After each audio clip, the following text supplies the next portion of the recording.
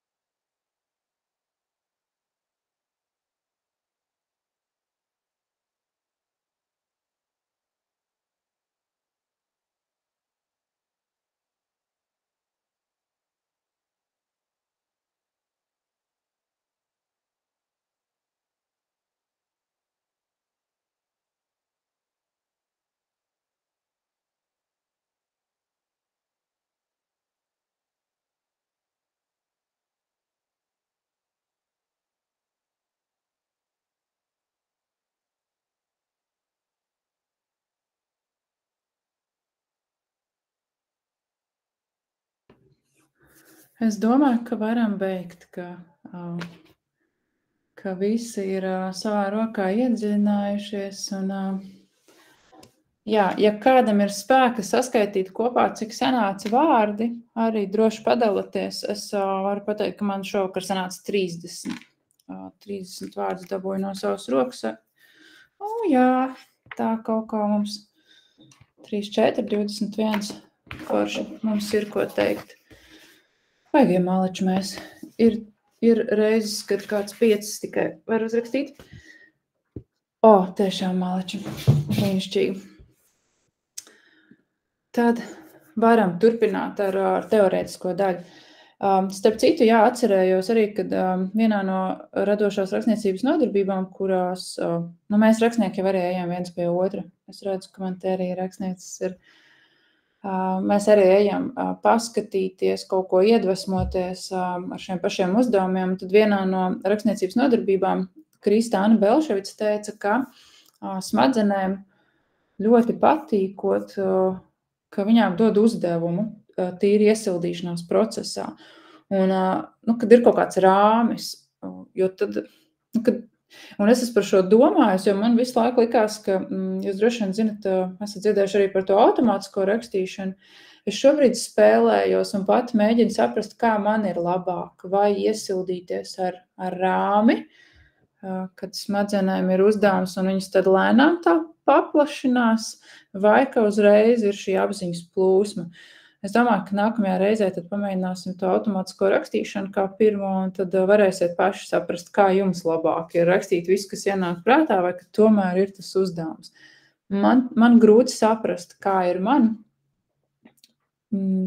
Varbūt man tā automātiskā ir vieglāk, bet es pieļauju, ka tas ir stipri individuāli. Lai gan Kristis teica, ka tādā literatūrā ir minēts, ka šī rāmja rakstīšana, uzdevuma rakstīšana ir vieglāk pavērt ceļu radošumam. Sazinu. Labi, mazliet tad teorija par to stāstu skici vieta, laiks, varoņi. Ar laiku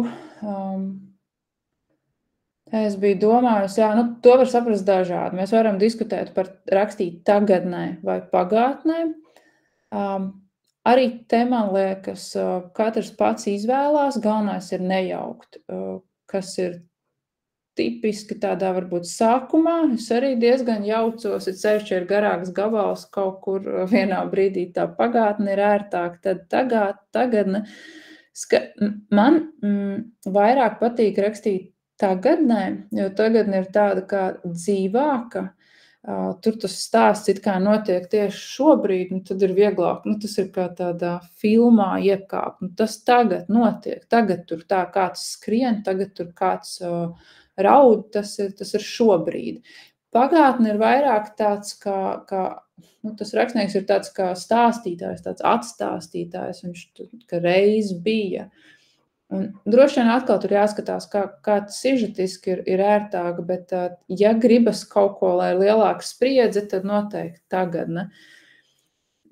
Ja mēs par laikiem runājam tādā izpratnē, rakstām šo te, ko mēs jau runājam, mūsdienas vēsturisko stāstu vai nākotne, ar vēsturisko es jau pieminēju, ir ļoti jāzina vēsture, tas ir šis te nezināmais, jo pat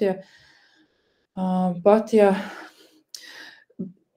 mums šķiet, ka mēs zinām to vēsturi, tur ir tādas smalkas nianses, valoda ir jāpielāgo arī šeit, jādomā par tiem vārdiem, kas ir radušies tikai nesen, un mēs viņus nevaram tajā vēsturiskajā sarunā iepīt, jo es esmu lasījusi tādus stāstus, un tas ir diezgan neveikli, tur tiešām autentiski kaut kā jādabū tā sajūta. Par mūsdienām, protams, visvieglāk. Mēs uz ielas dzirdam, kā cilvēki runā, mēs redzam, kas šobrīd notiek, mēs zinām, kāda ir sajūta, kāda ir noskaņa mums apkārt. Un nākotne, tur gan ir diezgan brīvi, man liekas.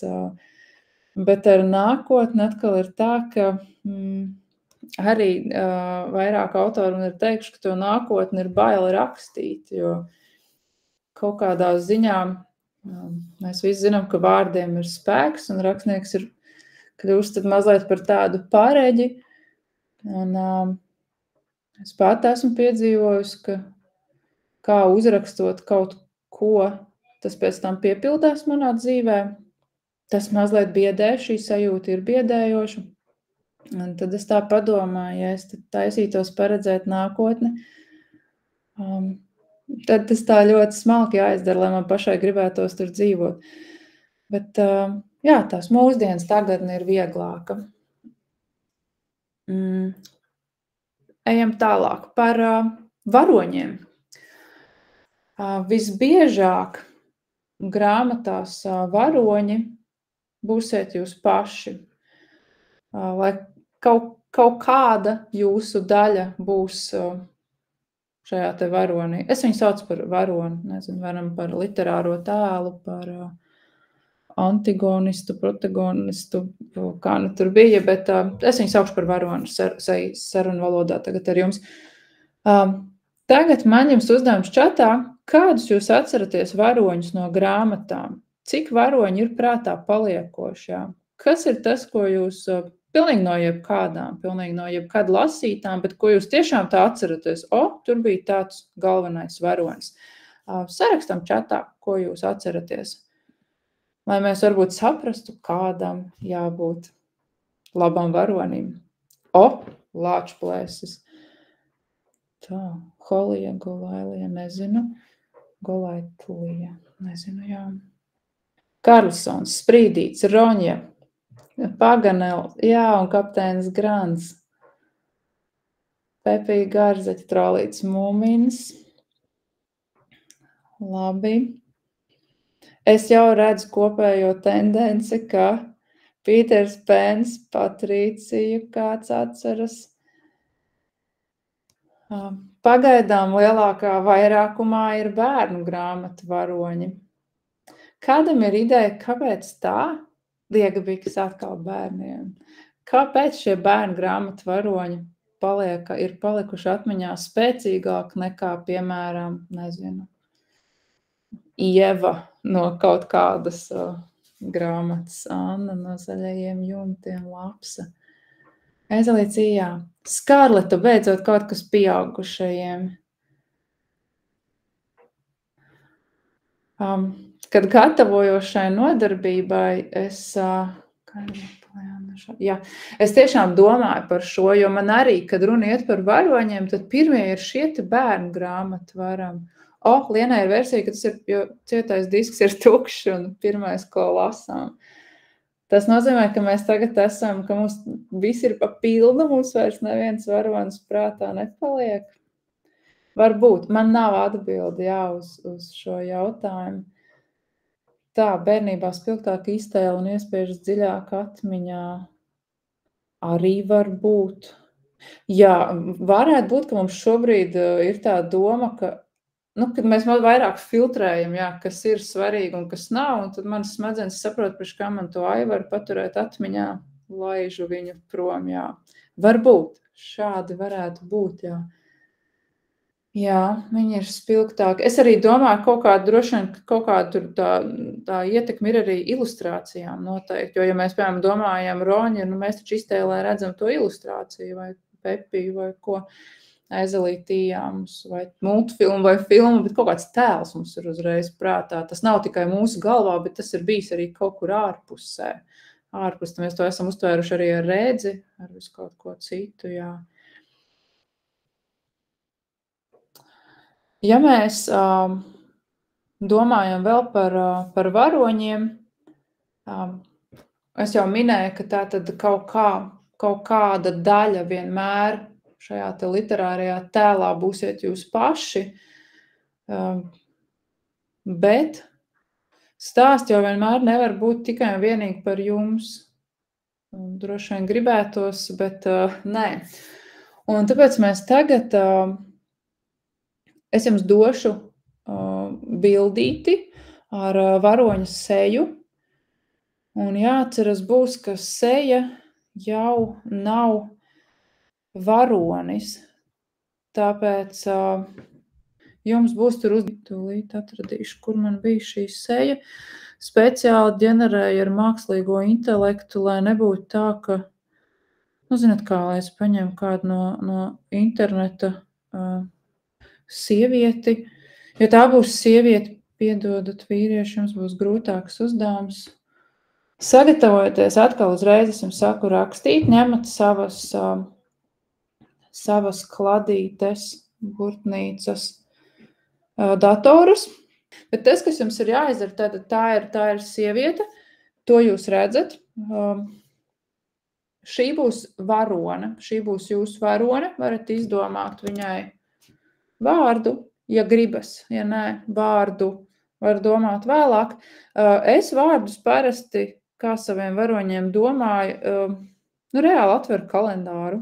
Man galvā ir kaut kāds stāsts, es zinu, kā viņš aptuveni tās kaut kādas īpašības, vai ko viņš tur darīs manā stāstā, un tad es vēru vaļā kalendāru. Tas nevienmēr ir latviešu kalendārs, es eju cauri arī, man patīk skandināvu vārdi, un jā, es diezgan izmantoju arī igauņu kalendārus, un ko vēl vienreiz Somijai, man liekas, skatījos, man patīk viņa tie vārdi.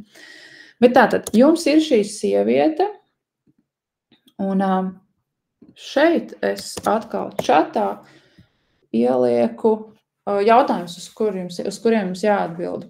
Vārds var būt, tagad var nebūt, bet galvenais ir šie te jautājumi, jo pat, ja kaut ko jūs savos stāstos neizmantojat, šis te galvenais vai netik galvenais tēls, jums viņš ir jāpārzina. Tā, ka ļoti jums ir, pat ja viņš stāstā nekur neiet, veiksmīgāks stāsts būs, ja jūs zināsiet, kā šī sieviete kustās. Ir cieši jāsauga ar šo tēlu. Tā. Tagad jā, jums 5 minūtes atbildēt uz šiem jautājumiem.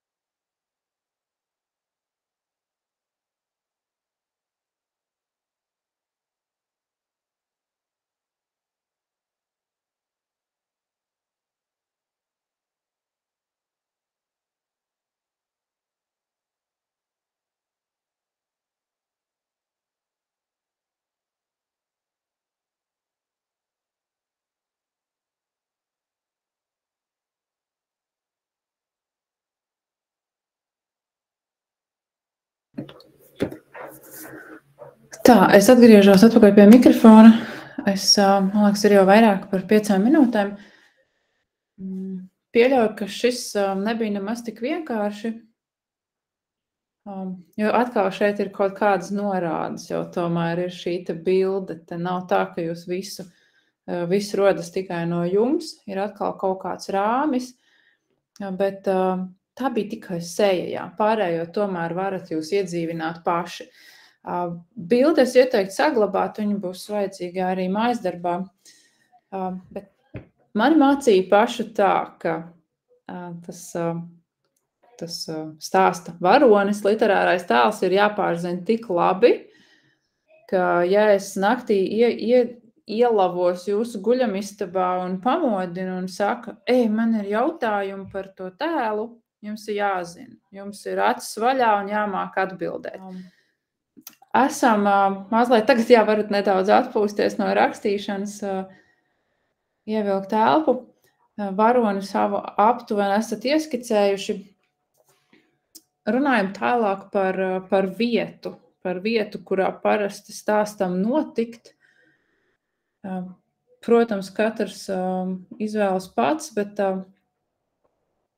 man ir pēc savas pieredzes var teikt, ka ar tādu neskaidru notikumu vietu jums būs vieglāk startēt plašākā mērogā, nenorādot konkrētu vietu, jūs būsiet lasītājiem, jebkur pasaulē būs vieglāk personificēties ar to visu. Protams, kaut kādas laika zonas ietekmē. Droši vien, kad Āfrikas iedzīvotājiem būtu grūti, viņam nešķistu, ja brien pa sniegu, ka tas notiek pie viņa, bet jūs domu sapratāt, nenorādot konkrētas vietas, konkrētas ielas, tas ir tā mazliet izplūdis, bet tas lieliski darbosies visā Ziemeļa Eiropā, ja jūs tur pieminat sniegu un tādas lietas. Lasītājiem ir viegli uzreiz, jebkurā arī Latvijas malā. Jau šķist, ka tas notika manā pilsētā, kāpēc ne manā ciematā, jo jūs jau neesat uzrakstījis, kur tieši tas notiek. Reizēm gan grāmatās, man liekas, tieši vietai ir tāda izšķiroša nozīme. Man kā piemērs prātā uzreiz ienāca Lindas Nemieras grāmata Rīgas raganas. Nebūtu tur tieši tās ielas un tieši tie sieviešu attēlojumi arhitektūrā, tā grāmata droši vien nebūtu tik spēcīga, ja tā būtu kaut mistiska nekuriena. Tā kā reizēm, vieta ir ļoti svarīga, bet lasītājiem personificēties vieglāk ir, ja jūs neesat norādījuši konkrētu vietu, ka tā nav, Brīvības iela 59. Lai gan Brīvības ielas arī ir daudzās pilsētās, bet vai 59, nezinu. Es mazliet, par to, kā es meklēju vietas un atrodu savā galvā, savos stāstos, pat ja viņas ir nenoteiktas, man vajag, lai tas ir līdzīgi kā ar tiem jautājumiem, piemēram, jūs rakstītu stāstu par šo sievieti, jūs zinat, ka viņai garšo skābeņu zupu, bet jūs jau nerakstīsiet stāstā, kā viņa ēda skābeņu zupu.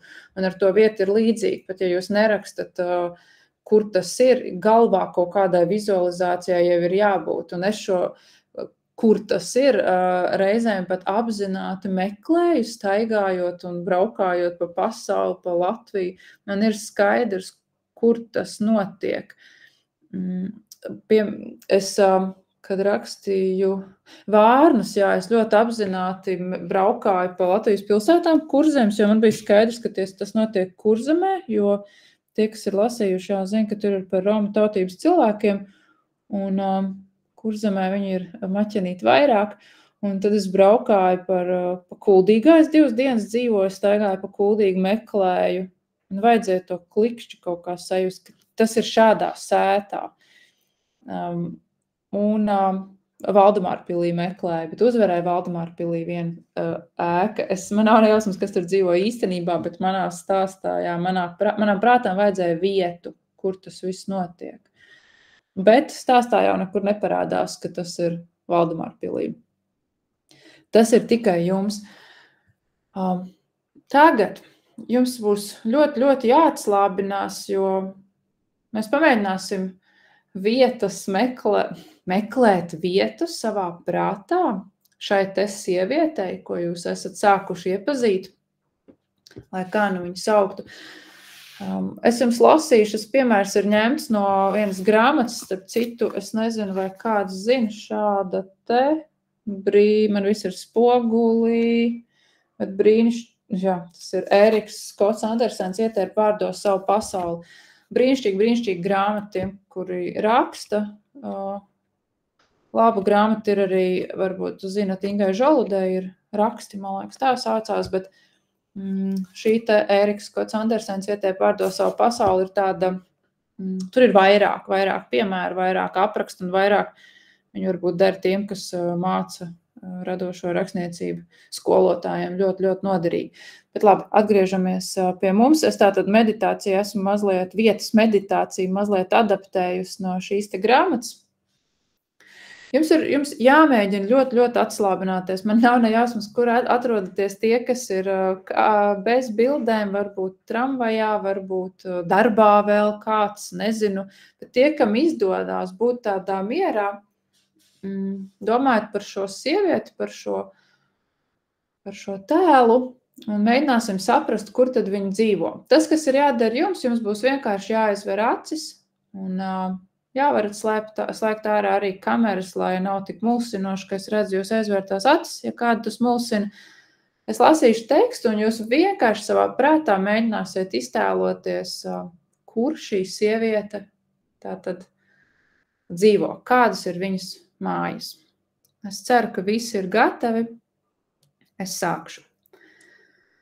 Tātad šī sieviete ir ceļā no darba uz māju. Viņa iziet uz ceļa, kura malā dzīvo. Kāds tas izskatās? Vai ceļš ir asfaltēts? Varbūt klāts betona flīzēm? Vai gar ceļa malām aug koki vai krūmi? Un kas ir sievietes kaimiņi?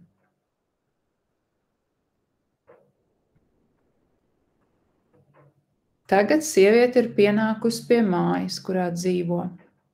Apstājas pie tās. Kāda izskatās šī māja? Cik cilvēku tajā dzīvo?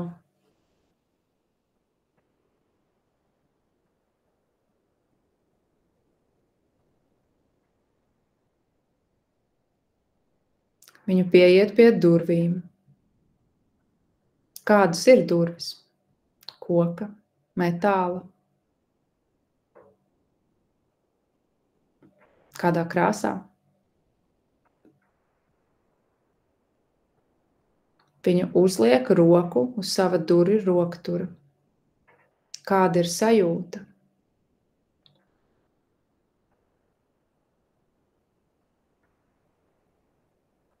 Viņa atver durvis un ieiet iekšā. Arī mājai ir smarža, tāpat kā visām mājām. Kāda ir šīs sievietes mājas smarža?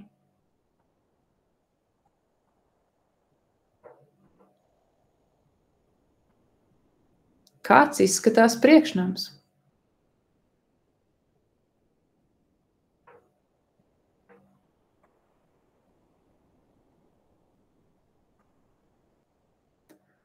Sieviete ieiet istabā un paskatās visapkārt. Parasti viņa tā nedara, bet šoreiz aptausta lietas, pieskaras krēsliem, galdam. Kādi tie izskatās?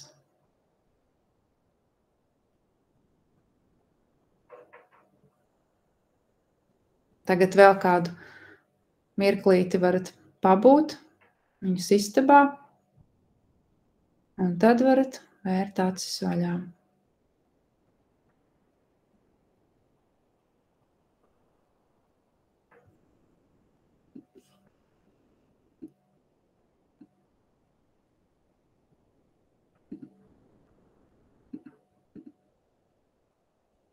Es ļoti ceru, ka jums izdevās mazliet saprast, kur šī sieviete dzīvo. Interesanti, kā ir vīriešiem ar šo uzdevumu. Viņiem ir dubult grūti, jo ir jāiejūtas pretējā dzimumā. Es esmu mēģinājusi to darīt, rakstīt stāstu it kā no vīrieša, lai gan es apzinos, ka droši vien viņš līdz galam nav patiess. Protams, kārtāk ir rakstīt par sava dzimumu cilvēku. Jo man, piemēram, liekas, ka kad es esmu rakstījusi kā vīrietis, kad es kaut kā esmu pārāk romantizējusi vīriešu tēlu.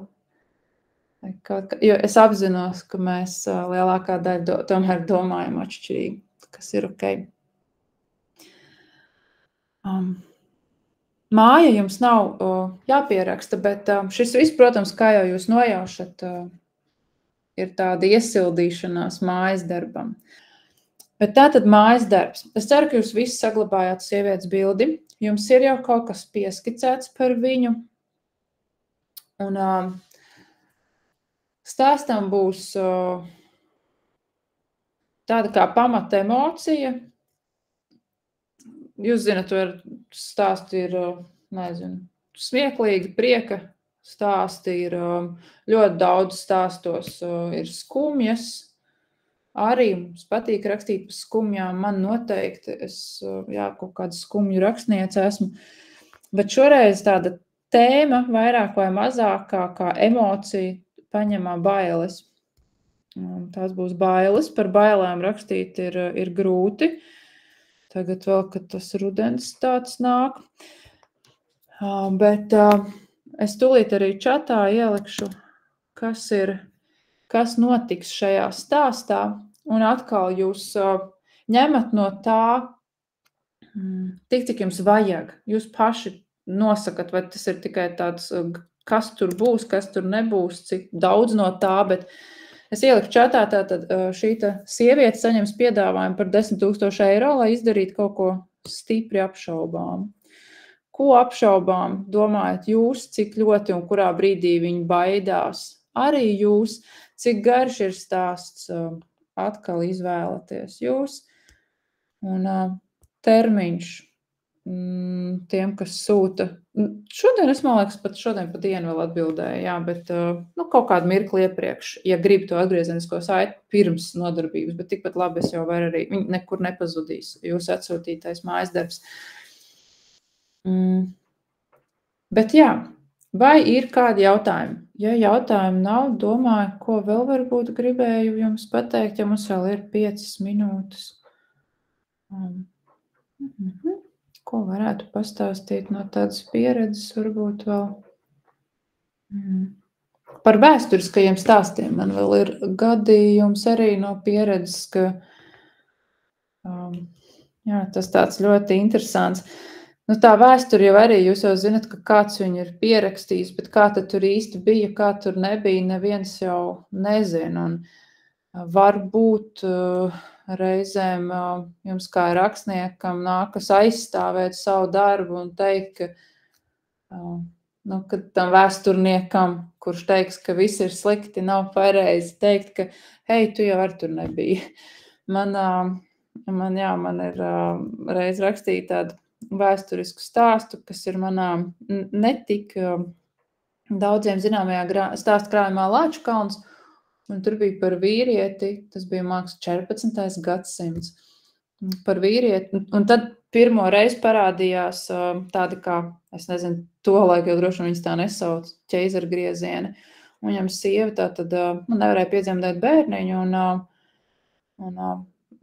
tā ciema vecmāte teica, ka griežam vaļā, bet sieva, protams, nedzīvos, bet varbūt bērniņu izglābs, tie bija tādi pirmie mēģinājumi. Un jā, bērniņu izglāba, un tad tas vīrietis ļoti mīlēja to sievieti, un viņš šo viņas atgriezto vēderu pēc tam pielika ar ziediem pilnu.